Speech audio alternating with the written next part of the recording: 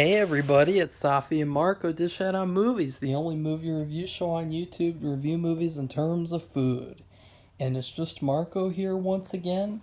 I am here to review Cobra Kai Season 3. And I'm laughing because obviously I started reviewing this back in, January when it came out. And then I stopped. Well, I stopped because I noticed that YouTube, for some reason, it seems like they're trying to hide videos. Because with season 2, I got tons of views. Whether people liked the reviews or they didn't like them, it was pretty fair, pretty positive.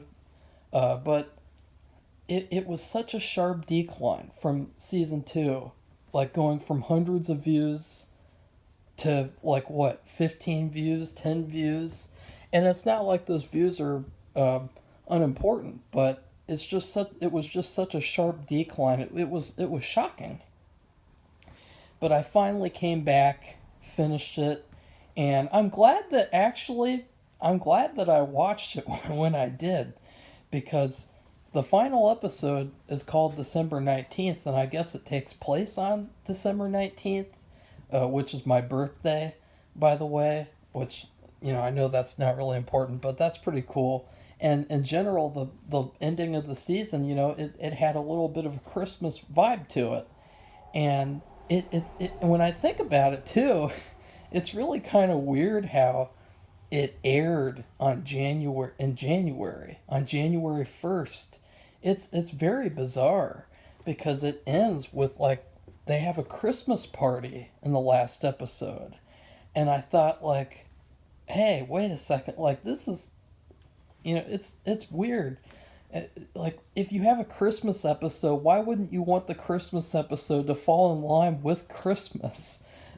You know what I mean? I thought that was really bizarre when I saw that. There are a lot of weird things this season.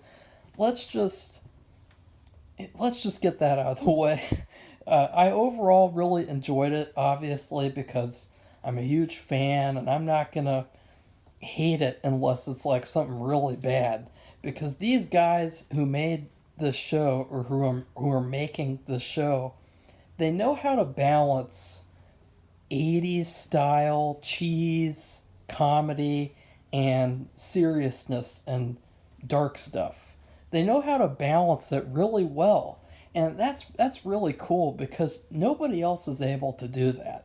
Everybody else either goes one way or the other. And you have all these movies nowadays, they want to be in the 80s and they suck. This is really the only one that has balanced things to where it's a lot more mixed. And the times where it does get bad is when they go too far in either direction. But first, I'm going to talk about the good, because I want to make sure that I'm not just, it is kind of strange if you do a positive review and then you start out with, I didn't like that. I didn't like that either. I didn't like that either. But it was honestly kind of hard to binge this all today, and I'm not going to do another rant about binging. But I will say, shame on you, Netflix, for putting this out all at once after the show started off week to week. Shame on you, because nobody talked about Cobra Kai Season 3 the whole year, except for the first week or two when it came out. And that's what you're going to constantly see nowadays, is people wanting more and people not really caring. They're just, it's really getting worse and worse because of this gimme gimme gimme attitude. I was patient enough to wait for almost an entire year between episodes 1 through 3 and then 4 through 10. I bet that a lot of other people couldn't do the same, because you guys are getting used to, and it's not your fault, it's their fault, but you guys are getting used to just having it all at once. There's people, they wait until midnight and then they binge it through the morning and then they're done. And it's what kind of an experience is that? Don't you guys like having experiences? I mean, that's what this whole show is about. It's about how these guys have had all these experiences together and how they've shaped them, who they are, and all these negative experiences they get in the way and they outshadow the good ones sometimes. And with the, but now that Netflix has the show, the experience is 1 week or less for most people, and that really pisses me off. But it also didn't help that last night I watched Peyton List's newest film called Eileen Wuornos American Boogie Woman. And now let me just remind you guys, if you didn't watch last night, oh god, that movie was so bad. It made me it made me angry. I was angry. I wasn't that angry, but I was pretty angry. And when I'm angry, you don't I get pretty angry. And but honestly, she was actually really good as usual in this season, and she was okay in the film. It's just that it was so weird going from that immediately the next day to this. And a lot of the problems with this season had to do with contrasting tones, contrasting things happening at an uber speed, and they just go like from one way to the other in like 2 seconds. And it's a little bit of rushing, I guess you could say. It's a little bit of rushing. Like, I guess these guys have like what? They have 36 minutes an episode. Like, I'm not really clear. Did they just get whatever they want? Because it definitely feels with some of the episodes like they could have expanded on things and made certain episodes longer than others. But overall, I really loved this season. I enjoyed the hell out of it. There's just so much fun that comes out of watching stuff that these guys make. Didn't they make Hot Tub Time Machine? Because yeah, that's what it reminds you of. It reminds you of how good Hot Tub Time Machine is too. That balance of fun, comedy, and darkness. And honestly, the thing that I loved about this season was the fact that it gave Kreese a lot more depth. I wasn't really a huge fan of Kreese in season 2. I liked him a lot at the beginning when he came in, and it almost seemed like he was a different person, and then it was basically a facade. But he was sort of like a caricature as season 2 went on. But I really loved how in this season they made him more of a character, and we saw he had these real war experiences that shaped him. And I love that. I love seeing that. Obviously, that is going to lead to a criticism. Stop putting a fucking filter over the past, okay? Like, you guys know the past. You know that the past is full of colors. Don't put a filter over the past so that you can say, like, look, this represents the past. Because then what's really funny is that you play flashbacks of all these past movies. And honestly, I'm going to talk about the flashbacks too, because this is just ridiculous. All these flashbacks, it's retarded. But they play the flashbacks, they don't bother putting a filter over those.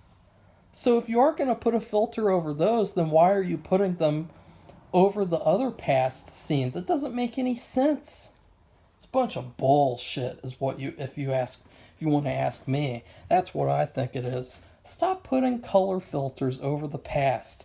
Get these depressed, suicidal editors some therapy and get them out of the editing room, because they are ruining film. They are ruining everything. They're making pictures look like shitures, if that makes any sense. Like, who wants to stare at Kreese's flashback scenes for more than like 2 seconds? Like, I look at that ugly ass, desaturated, dull ass scene, and I just want to go like, ugh.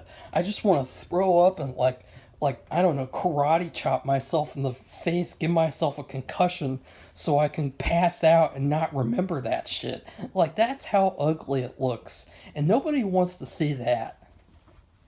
And I don't want to have to do that to myself either, because that would suck. I wouldn't even be able to remember stuff and do reviews for the channel anymore.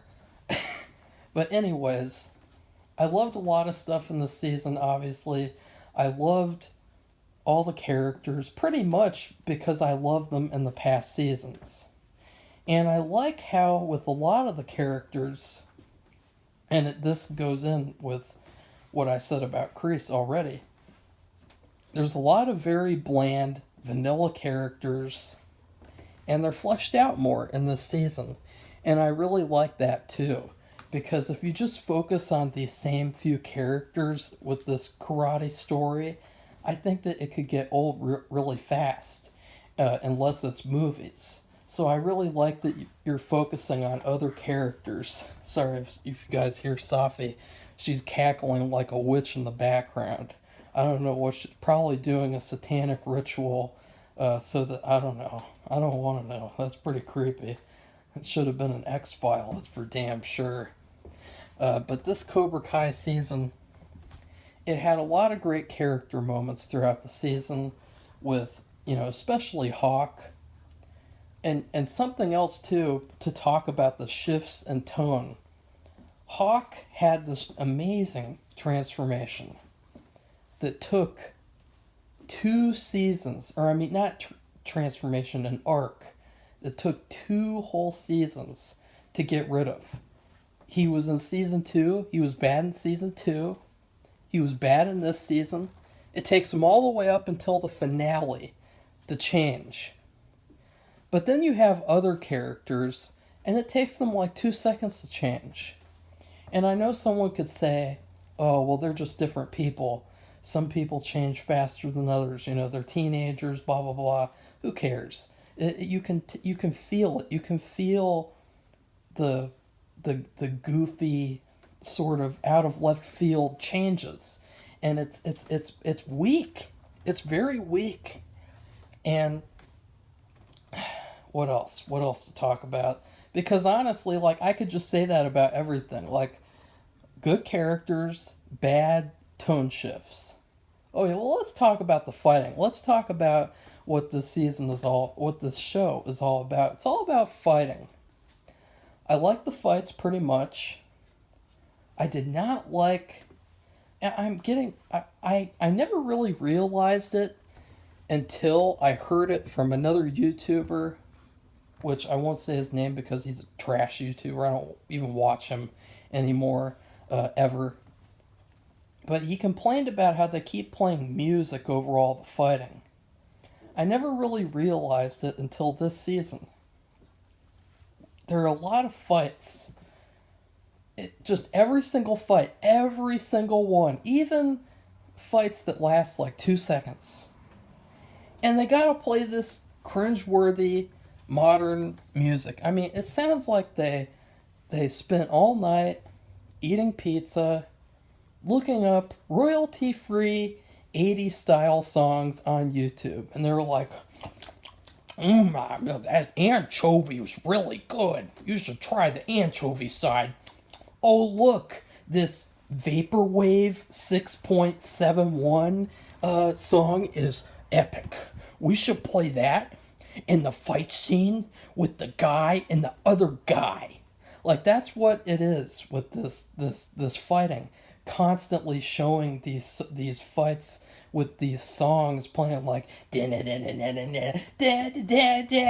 it's like, you're not making these fights any more epic than they would have been if you didn't have music, except for the finale, which the finale, I did like the music for the most part, all the music actually in the finale, but I didn't like, and that's where I'm going to get to some I'm not trying to sound negative, because believe me, I still like this season. It's not like I didn't like it. It's just that there were things that I really didn't like that sort of stick out that I have to talk about, as well as the stuff that I liked, if that makes any sense. The final episode has a house invasion by Cobra Kai. The two other dojos, Eagle Fang, which, wow, that's a really bizarre name. I mean, they could have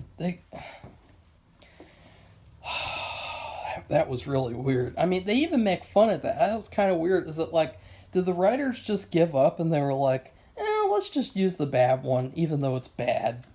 Is that what happened? It's not a very good name, honestly. Like, I like the use of the eagle. Like, if you wanted to use eagle, that's fine. But then Eagle Fang? Didn't like it. But they're meeting together so that they can have a powwow and join forces in this very, very immature, like teenager style brawl thing. It's such a weird thing that they're all so obsessed with karate. Like at a certain point, I would just look at these people fighting each other, like just going around in circles, like or basically like having a little workout session, and I'd go, man, I just want to go play video games. I just want to go play some fucking Fallout New Vegas. I don't want to go around getting my teeth knocked out and bleeding, my face bruised all up like I'm a domestic abuse victim. I don't want to. I don't want to deal with that. Like it gets to a certain point where it's almost like it's laughable, and that's where we get to the changing in tones. Because in the final episode, there's a home invasion, and they basically tell you what they're trying to emulate. Because they talk about the Cobra Kai gang like they're this Cape Fear style gang who are just they won't let anyone else have any rest. They're attacking them everywhere, which, to be honest, would be getting them in severe trouble, be getting them sent to juvie and everything. But they break into the house and they're all fighting, and I'm not kidding you, the camera circles around all over the place, and it looks like a Bollywood style dance scene. Like it looks like a Bollywood musical, like Cobra Kai the musical, and they're just all like doing these fake punches with this crappy music playing, and it's like, really? Like, this is the final episode of season 3? Like, I understand, I like the idea of a Cape Fear style gang terrorizing people. It really could have been something scary. But it's so goofy and so cheesy that you can't take it seriously. You can't take it there because you're too busy laughing, going like, ha ha ha ha, ha, that was funny. Oh, that was, and so many times these people, they change sides too, especially in this season. Like every other scene with people is them thinking about choosing sides. Like you see a scene of, I don't know, Miguel, and Miguel sees Hawk at school, and he's like, ooh, maybe I should join Cobra Kai again. And it's like every other scene of this whole season. And I don't mind that. It's just that it was so overemphasized to the point of cartoonishness. And that was the case with a lot of this season. It was cartoonish in how it was executed, although it had really good ideas. Like, I loved the whole Samantha versus Tori rivalry. That was one of the highlights of the season for me. And them having this final battle that then gets stopped, basically. I thought that was kind of lame. But then again, that begs another question, which is, what are the stakes here? Like, in the original movie, it was just a simple story about this kid getting bullied and also kind of accidentally bullying back what's his name? Johnny? I promise. I know his name is Johnny. That was just a joke. I promise. That's not. I haven't watched it in a while though, so it wouldn't be hard to forget these names. But it was a simple story, and the stakes were very clear. That he had to confront this bully, and he said, well, he does karate, so why don't I just do karate? Like that's actually a really cool story. Uh, but now it's gotten to the point where it's so over the top that you're thinking, are they gonna start killing each other? Like what are they what are they gonna do? Like I mean I don't get like what the fixation is with beating each other up with a lot of them. There are some that are understandable, like the Asian guy. You know, he's a bully, so it's not surprising. And let's talk about him too, because I really love the idea of him coming into the dojo and joining with Hawk, and it being like an intense thing. But he just kind of, I mean, he disappeared for season two, and he just pops back up again, and it's like, what happened? Like, did he just disappear from the universe for a season? Like, what happened? I did some of these, and that's what I said. I mean, that's what I mean with the changes in story and tone, with the way that things just happen in 2 seconds, and it's like, oh, there we go with that. And it wasn't a problem the whole season. There were some that worked. I liked, I liked the Samantha being afraid, and so then she lets Dimitri's arm get broken. I thought that that was a pretty cool sequence. And then let's talk about the relationship drama. The first movie had some, for sure, but it really wasn't the main story. The main story was the bullying. And him getting with Samantha was really just the icing on the cake for him winning the tournament and embarrassing Johnny for the rest of his life. So, but however, in this series, it feels like the relationship drama is basically like 50% of the show at this point. It wasn't nearly as much in season one or season two. But it did creep in there, and it's creeping in there more and more. It reminds me of how in Better Call Saul, the stupid drug stuff crept in more and more and more as the show went along. And look how Better Call Saul turned out, by the way. Ugh! Garbage. Complete garbage. Irrelevant at this point, actually. So I really don't like all the relationship drama. Like Daniel has like, how many love interests does he have? He has Elizabeth Shue, old Elizabeth Shue. He has his wife, who I don't really like his wife at all. Like she's pretty bad this season. I thought that she was gonna end up being good, but she's pretty bad. Like she's really like, ugh. I'm not a fan of her character. It's funny too how Samantha and her are both, they both get pretty unlikable, and it's funny how like they both are like, now that Samantha is likable again, now her mom's unlikable. I think that's pretty funny. But he has two.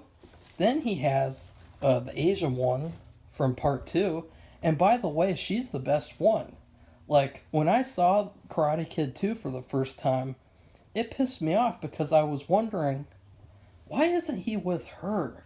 Like, why did they have to give him this new wife character? Because I thought she's a much better love interest than his new wife, Amanda. And so I thought that was a big screw up on their part, looking back. But so that's, and then with Johnny's got Miguel's mom, and he's got Elizabeth Shue.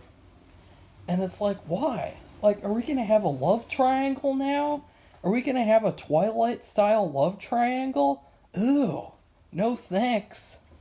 Like, have you seen the 80s movies with love triangles in them? Ew. They're pretty bad. Just because they're in the 80s doesn't make them good. And then with all the teenagers, oh god, it's even worse.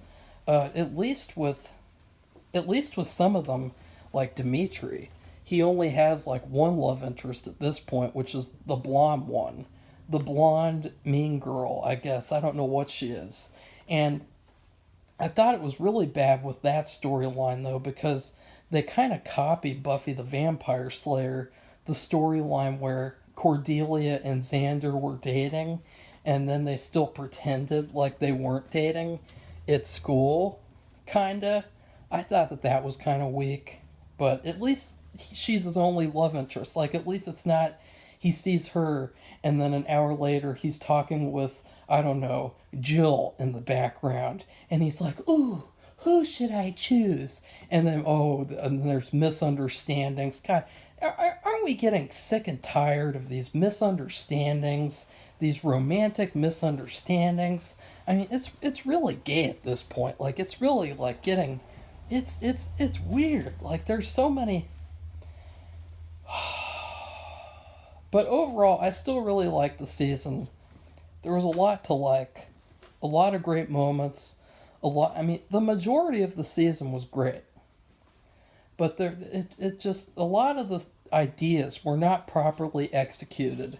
There were a lot of story points that were not expanded upon that should have been expanded upon, and overall, this is the weakest of the first three seasons. I would say it's tough. Season two,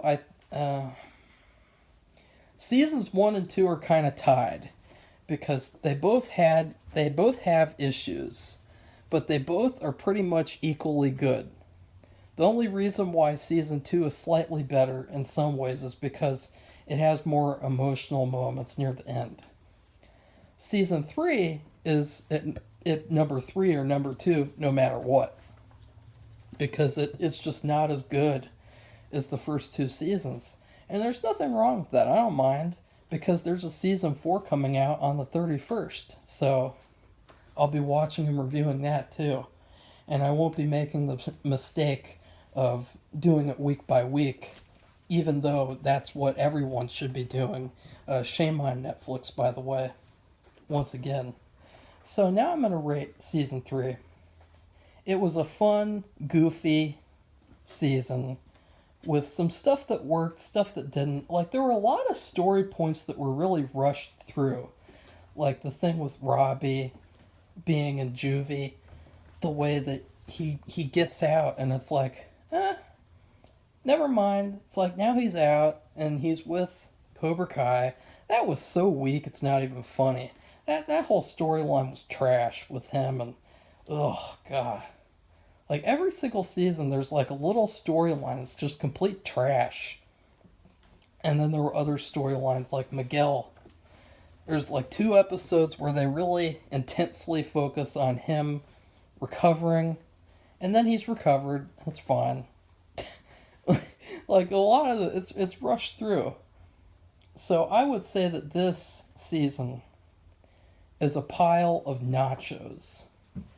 And there's a lot of different toppings, but some of the toppings are there more than others. So there's not as much cheese as I'd like there to be. And I'm not saying in a literal way. Please do not add more cheese to the show, please. And then there's too much beef. There's too many jalapeno pieces. A lot of the layers are kind of like so packed together that it's confusing. You eat like sour cream with red onion pieces and all tomato pieces and all these things, and it just doesn't work together. That being said, it's still a damn good bowl of nachos that you can eat and munch on and be like, good nachos. But still, it's not the best, and it's got its good things, it's got its bad things. That's season 3. And I will say too, I really did appreciate all the part 2, all the references to that movie, because I think that part 2 is better than part 1. I haven't seen parts 3 or 4, but out of the 2 movies I've seen, part 2 is the best. Clearly. Having a battle to the death, having that huge, hurricane or tsunami, whatever it was, the love interest is the best love interest. The villain's the best villain, pretty much. So, yeah. Please like this video if you liked it. Comment and tell me how wrong I am because I criticized a couple of minor things. And I know it sounded like a lot more, but it's just because what do I say about the good stuff? Like, I really like that. I really like that.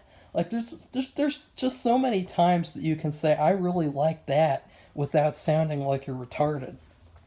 And then please subscribe to this channel if you want to see me review Season 4. Goodbye, everybody. See you soon.